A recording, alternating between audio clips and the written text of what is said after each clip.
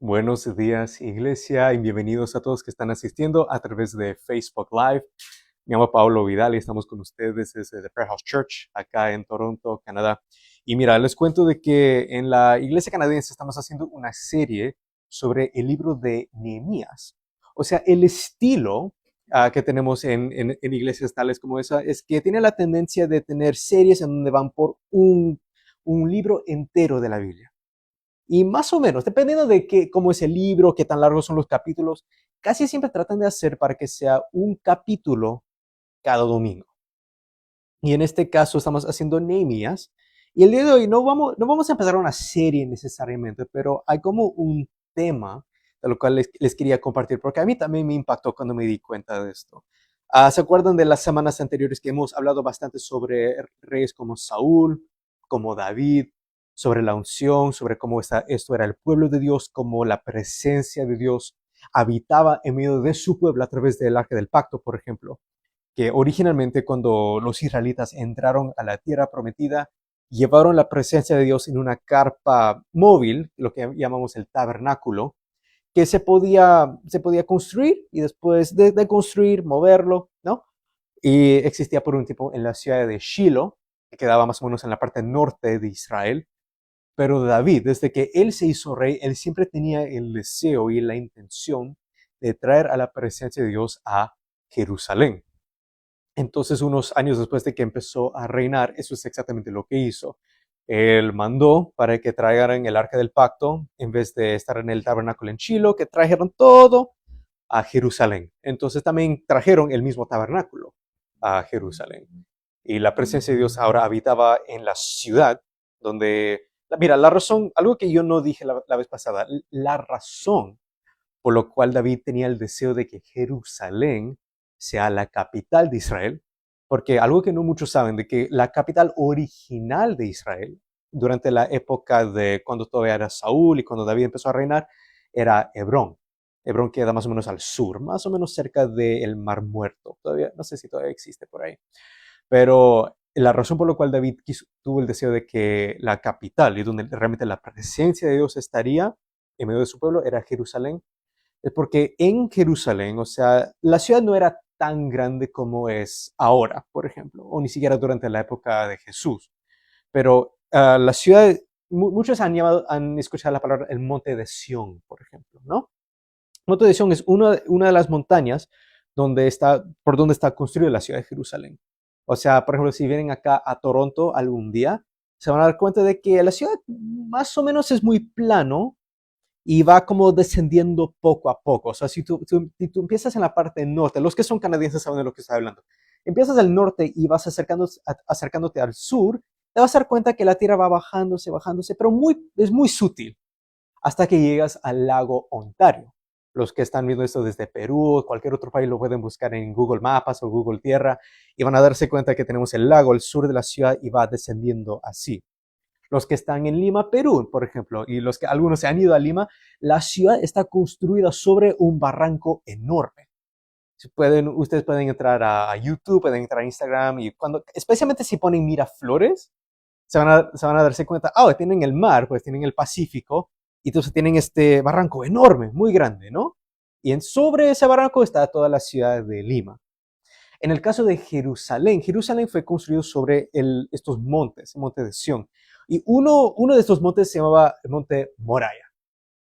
Monte Moriah es el lugar donde, según la historia de los judíos, era una tradición que ellos pasaban de padre a hijo.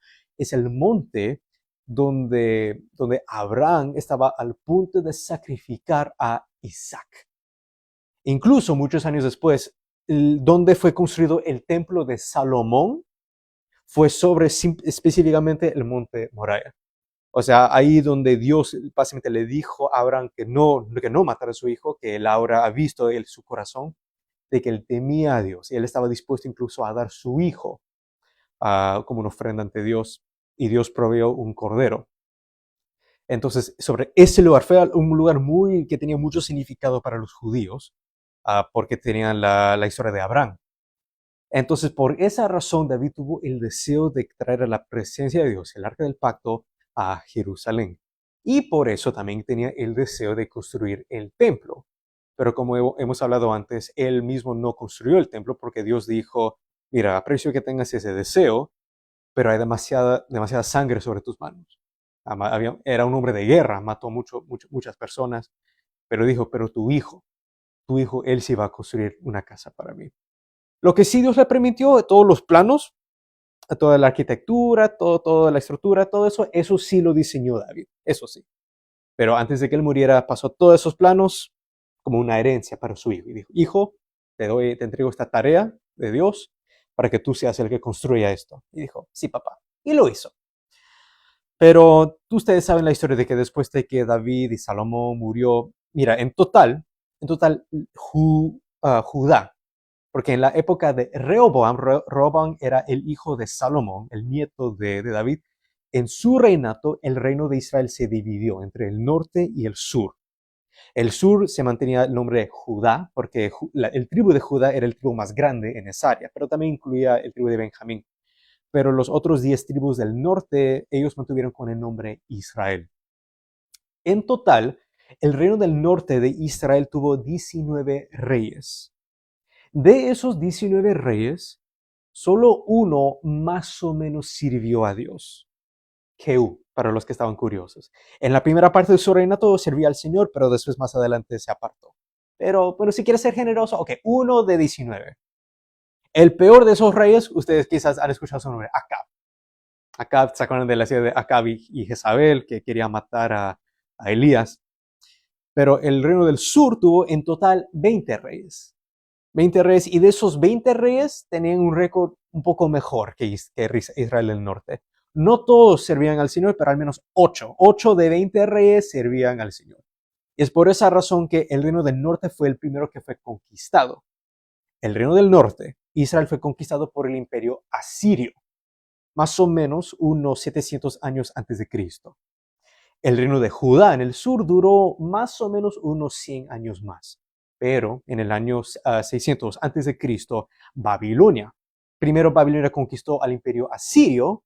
Después era como, no sé si ustedes han visto, como hay ese dicho que siempre hay un pez más grande. Tiene el pececito y un pez lo come, después un pez más grande lo come, un pez más grande lo come. Así sucedió históricamente. Entonces Asiria fue comido por Babilonia y Babilonia también eventualmente comió a lo que era Israel y Judá. Muchos de ustedes habrán escuchado de Jeremías. Jeremías fue el último profeta enviado por Dios a Judá para advertirles que por favor que vengan al arrepentimiento antes de que venga la destrucción.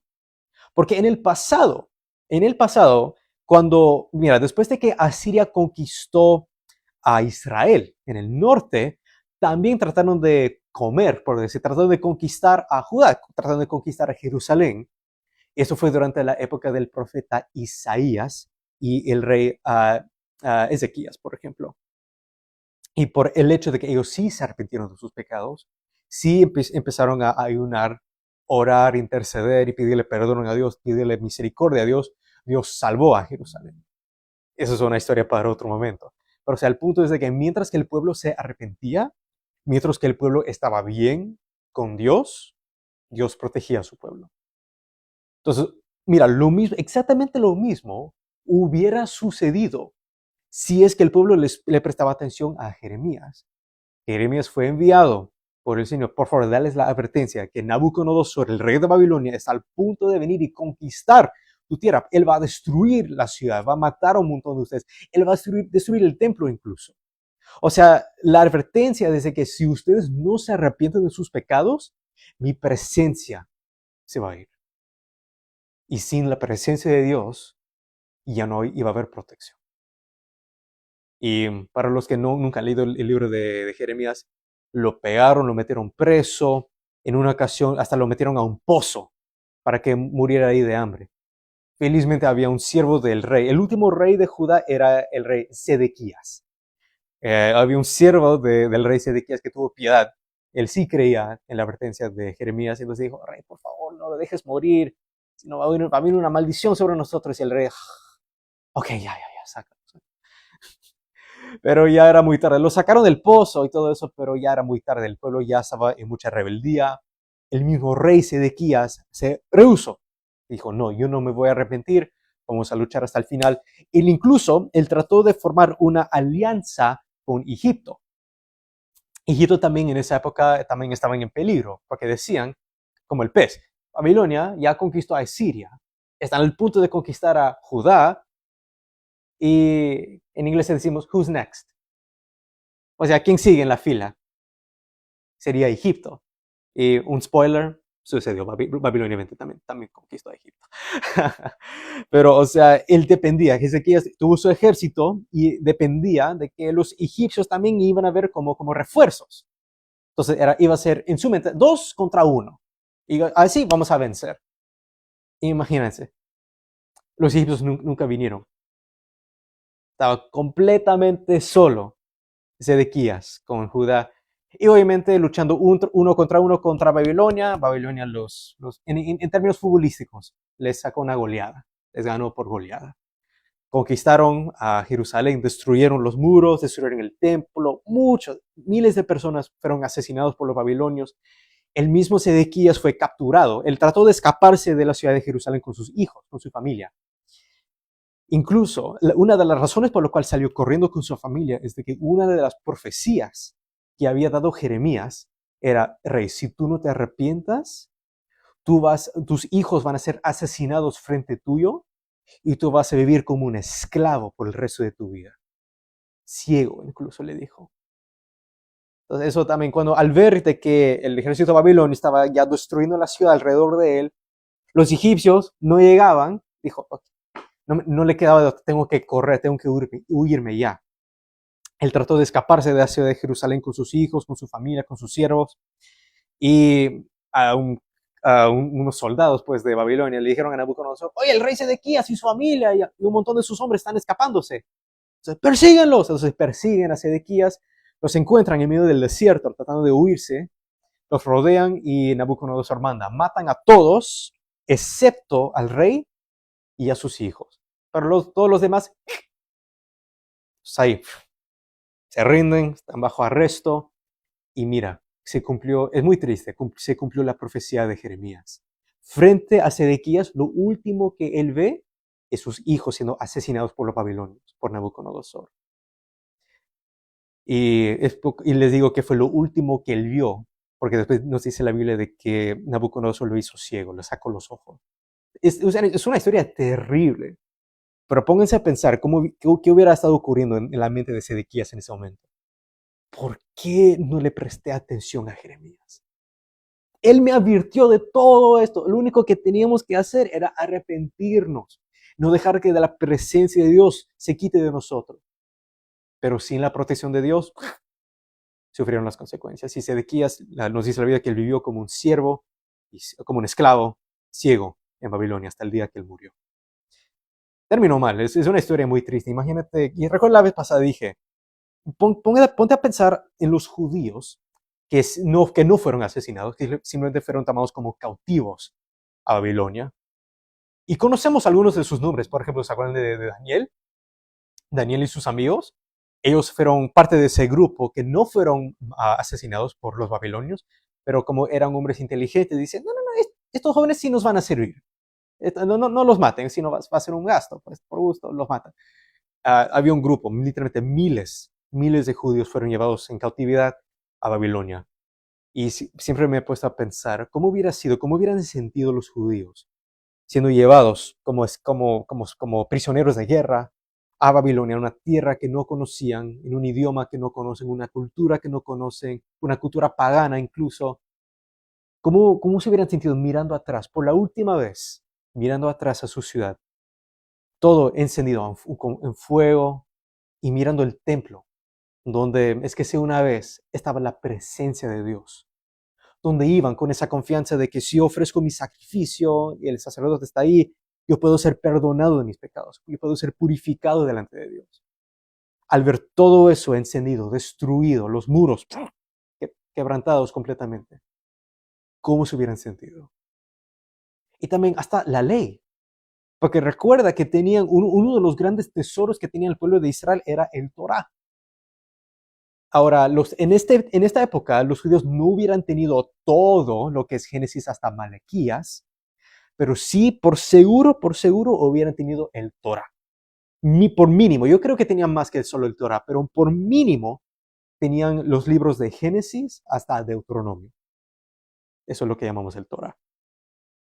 Y sí, había grupos de judíos que llevaban escondido copias, lo que podían recuperar del templo antes de que fue destruido por los babilonios.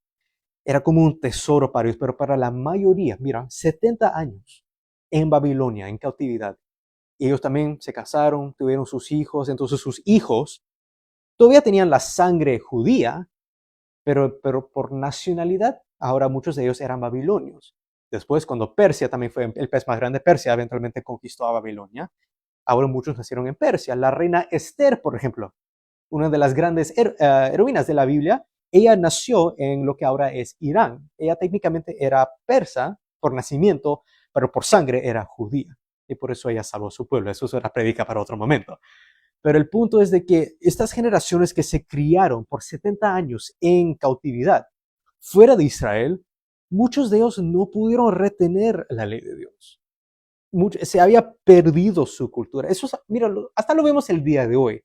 Les puedo decir de experiencia, la mayoría de los hijos de inmigrantes hispanas, o sea, hijos de mexicanos, colombianos, argentinos, peruanos que vienen acá a Canadá, la mayoría de sus hijos nunca aprenden español. Y yo mismo he conocido, estoy tan agradecido con mis padres de que me criaron en un hogar hispano y me enseñaron español desde muy chiquito. A pesar de que mi español no es perfecto, yo tengo la habilidad de hablar con cualquiera y estoy muy agradecido por mis padres por haberme criado así. Pero yo me he dado cuenta que muchos hijos de inmigrantes vienen acá y obviamente nacidos en Canadá o en Estados Unidos, se adaptan a la cultura de acá, hablan inglés, ¿no? Nada malo con eso, deberían hablar inglés, pero pierden esa conexión con su cultura. Yo he conocido personas que se han ido, por ejemplo, de México a acá, y desde que se fueron, quizás muy chiquitos o quizás nacieron acá y nunca conocieron su tierra. O sea, no tienen esa conexión con su cultura. Cuando tratan de hablar con sus familiares allá, quizás por teléfono o por WhatsApp, casi no hablan nada de español, no pueden tener esa conexión. Yo estoy agradecido de que desde niño yo podía hablar por teléfono con mis abuelos, por ejemplo, o con mis primos, o con mis tíos, al menos para saludarles por su cumpleaños, ¿no? Eso es un ejemplo que vemos en la época moderna, pero para los judíos era más fuerte aún, porque no solamente estaban perdiendo su idioma o su cultura, habían perdido su conexión con Dios. Muchos se habían olvidado completamente de la ley. Era un tesoro para ellos que se había perdido por mucho tiempo. Ahora, eventualmente, parte de la profecía de Jeremías era que sí, están en juicio, Dios lo está castigando, Dios iba a llevarlos como en cautividad a Babilonia por 70 años, pero eventualmente Dios iba a restaurar el pueblo de Israel. Y Dios usó a un hombre llamado Nehemías. Él era un siervo del rey Sirio, que era el rey de Persia en esa época. Y él tenía esta conexión, tenía esta conexión con él. Entonces dijo, ¿por qué estás triste? Y, perdón, no era Sirio, era Artaxerxes, perdón, el rey de Persia en esa época. Y Nehemías dice, mi ciudad está en ruinas, el templo destruido, o sea, mi tierra completamente destruido.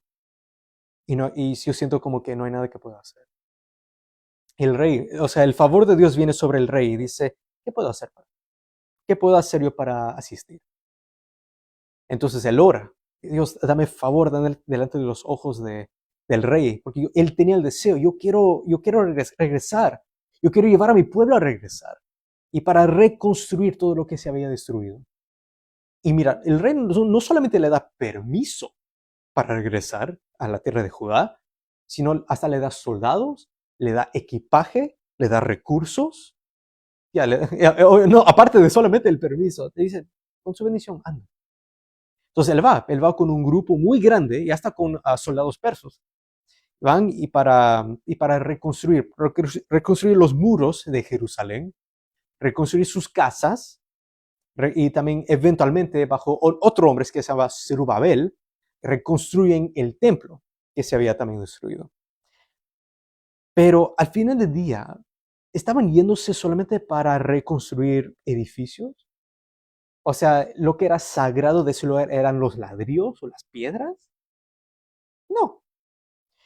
Nehemías trae con él, lo bueno es que no todos los sacerdotes, a pesar de que el templo fue destruido, no todos los sacerdotes fueron asesinados. Todavía el linaje de Leví seguía, y en la época de Nehemías, el sacerdote de los judíos era un hombre llamado Esdras. Él también vino con Nehemías, con el propósito de restaurar no solamente los muros o las casas o los edificios, sino para restaurar la ley de Dios. Acuérdense, 70 años sin la palabra de Dios, el tesoro más precioso que tenía el pueblo judío. En Nehemías capítulo 8 dice acá, todo el pueblo se reunió como un solo hombre en la plaza que estaba delante de la puerta de las aguas y pidieron al escriba Esdras que trajera el libro de la ley de Moisés que el Señor había dado a Israel. Entonces el sacerdote Esdras trajo la ley delante de la asamblea de hombres y mujeres y de todos los que podían entender lo que oían. Era el primer día del mes séptimo. Y leyó en el libro frente a la plaza que estaba delante de la puerta de las aguas, desde el amanecer hasta el mediodía, en presencia de hombres y mujeres y de los que podían entender, y los oídos de todo el pueblo estaban atentos al libro de la ley. Acuérdense, voy a poner en pausa. Acuérdense de que para muchos de estos, recuerda, 70 años estando en cautividad, muchas de estas personas que regresaron habían nacido en Babilonia o en Persia y estaban escuchando el Torah por la primera vez. El escriba Esdras estaba sobre un estrato de madera que habían hecho para esta ocasión. Junto a él dice un montón de nombres de otros sacerdotes que estaban con él. Esdras abrió el libro a la vista de todo el pueblo, pues él estaba en un lugar más alto que todo el pueblo, y cuando lo abrió, todo el pueblo se puso en pie. Entonces Esdras bendijo al Señor, el gran Dios, y todo el pueblo respondió, amén, amén, mientras alzaban las manos. Después se postraron y adoraron al Señor, rostro en tierra. Y también da más nombres. Dice, mientras el pueblo permanecía en su lugar, y leyeron en el libro de la ley de Dios, interpretándolo y dándole el sentido para que entendieran la lectura. Entonces Nehemías, que era el gobernador, y Esdras, el sacerdote y escriba, y los levitas que enseñaban al pueblo, dijeron a todo el pueblo, este día es santo para el Señor su Dios. No se entristezcan ni lloren, porque todo el pueblo lloraba al oír las palabras de la ley. O sea, literalmente, mientras que le está leyendo el Torah a ellos sienten una convicción en sus corazones. Wow, mira lo que hemos estado perdiendo por 70 años. Nuestros padres, mira, la mayoría de los que fueron llevados como cautivos a Babilonia, nunca más tuvieron el privilegio de regresar. La mayoría murieron eventualmente por ancianos en Babilonia o en Persia, ¿no? Ahora era su hijo, era la segunda o tercera generación que recién estaba escuchando esto y se quebrantaron. Lloraban por convicción al escuchar la ley de Dios. Y también les dijo, vayan, coman de la grasa, beban de lo dulce, o sea, anímanse. Manden razones a los que no tienen nada preparado, porque este día es santo para nuestro Señor. No se entristezcan, porque la alegría, otra traducción dice, el gozo del Señor es la fortaleza de ustedes. Ustedes quizás han escuchado esa frase que el gozo del Señor es tu fortaleza. De ahí viene. Los levitas calmaron a todo el pueblo diciéndole, callen porque el día es santo, no se entristezcan. Entonces todo el pueblo se fue a comer, a beber, a mandar porciones y a celebrar una gran fiesta. ¿Por qué? Porque comprendieron las palabras que les había enseñado. Entonces lo que yo veo acá es que ahora sí tienen alegría, están con gozo, algo que no habían experimentado por generaciones, por décadas. ¿Pero por qué? Porque para ellos lo importante, para restaurar el pueblo de Dios, lo más importante no era reconstruir las murallas. Lo más importante no era solamente reconstruir sus casas que habían sido destruidas por los babilonios, o ni siquiera el mismo templo. Solamente el hecho de que tú reconstruyes un edificio y lo llamas un templo, eso no lo hace un lugar santo. El mismo Salomón, que había construido ese templo cientos de años antes, él dijo, frente a todo el pueblo, cuando ya terminaron de construir todo, era solamente un edificio. Él dijo, Señor Dios, tú eres grande, eres soberano sobre todo el universo. Y él dijo, ni siquiera todos los cielos pueden contenerte, mucho menos esta casa que yo he construido para ti. O sea, él sabía muy bien de que esto era solo un edificio, era solo ladrillos. Lo que hacía ese lugar un lugar santo, sagrado, era el hecho de que la presencia de Dios se descendió. Él pidió al Señor, Señor, si tú apruebas de este lugar, si tú encuentras este lugar digno de tu presencia, él pidió al Señor, Señor, envía tu presencia. Y Dios respondió, literalmente respondió con fuego. Y yo hablé la vez pasada como esto era como una, una sombra profética de lo que sucedería en el Pentecostés muchos años después. Pero Dios, la presencia de Dios descendió como fuego y como una nube sobre el templo, y ahí recién se convirtió en un lugar santo. Lo más preciado para el pueblo era la presencia de Dios y la palabra de Dios. Como les dije, algo que sí se recuperó, porque no podían quedarse con el templo, no podían recuperarse con las monedas, pero lo que sí los levitas, lo que sí llevaron con ellos a Babilonia era la ley de Dios, la palabra de Dios. Y hasta el día de hoy nosotros tenemos el privilegio de no solamente tener el Torah con nosotros, más de 2000 años después de que sucedió eso, pero ahora en nuestro idioma. Porque en esa época solamente existía en hebreo. Y creo que la mayoría de ustedes no hablan hebreo, y yo tampoco. El hecho de que Dios ha preservado su palabra es algo que nosotros también deberíamos celebrar, apreciar y darle gracias a Dios por preservar su palabra. Y se alegran por el hecho de que sirven a un Dios restaurador. Que a través de ellos, a través de esta generación, regresando a la tierra prometida, estaban diciendo, sí, nuestros ancestros pecaron, se rebelaron contra Dios, se apartaron del Señor, ignoraron completamente las advertencias de los profetas, como Jeremías, por ejemplo. Pero Dios nunca juzga a su pueblo sin la esperanza de restauración y redención. Hasta en el mismo Isaías 52, versículo 3 dice, ustedes se entregaron a sí mismos, o sea, se malgastaron por nada. Pero el Señor tu Dios te va a redimir sin plata. En el próximo capítulo, en Isaías 53, vemos cómo exactamente Dios redime a su pueblo por la sangre de su siervo, la sangre del Mesías, el Hijo de Dios. Servimos a un Dios que restaura. Es por eso que también siempre cerramos nuestras prédicas con oración y con confianza, porque sabemos de que Dios siempre tiene la intención de restaurar. Si no sucede en nuestras vidas, mientras que nosotros estamos acá en la tierra en este momento, nosotros tenemos la esperanza, es una esperanza eterna, de que eventualmente Dios va a crear un nuevo cielo y una nueva tierra. Y ya no habrá tristeza, ni hambre, ni dolor, ni enfermedad, ni muerte. Apocalipsis dice que todas estas cosas pasadas ya no son. Y Dios hasta dice la Biblia que Dios va a limpiar todas las lágrimas de nuestros ojos.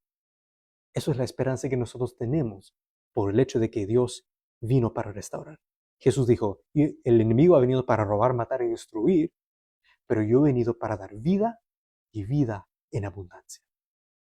Señor, ponemos adelante de tu presencia, delante de tu trono de gracia, como dice tu palabra, a Claudia Piedraíta, a Jimena Chang Talavera, a Manuel Panicini, a María Soreda Cárdenas y a Janina Cárdenas. Almas, como siempre digo, almas preciosas, porque estos son personas que fueron hechos en tu imagen y tu semejanza, y tú tienes el deseo, tú tienes el diseño de restaurar. Tú eres un Dios restaurador. A pesar de que nosotros vivimos en un mundo caído, maldito por esta maldición del pecado, tú viniste para restaurar, para deshacer todas las obras del diablo. Por eso ponemos a estas personas delante de ti, ponemos nuestros mismos seres delante de ti, Señor. Nosotros somos pecadores. Nosotros confesamos de que nosotros somos pecadores, pero también confesamos de que tú eres santo, de que Jesucristo es el Señor, de que Él murió en la cruz por nuestros pecados y al tercer día resucitó entre los muertos para darnos vida eterna. Recibimos a tu Espíritu Santo y recibimos tu salvación, Señor, a través de la fe. Lo único que nosotros te podemos ofrecer es nuestra fe, nuestra confianza en quién tú eres, cuál es tu propósito y qué es lo que vas a cumplir en este mundo. Restaurar todo lo que se perdió en el Edén. Gracias, Señor, por quien tú eres. Tú eres santo, tú eres bueno. Te bendecimos, Señor, porque tú eres bueno y para siempre es tu misericordia. Y les bendigo a todos ustedes, queridos hermanos, en el nombre del Padre, del Hijo y del Espíritu Santo.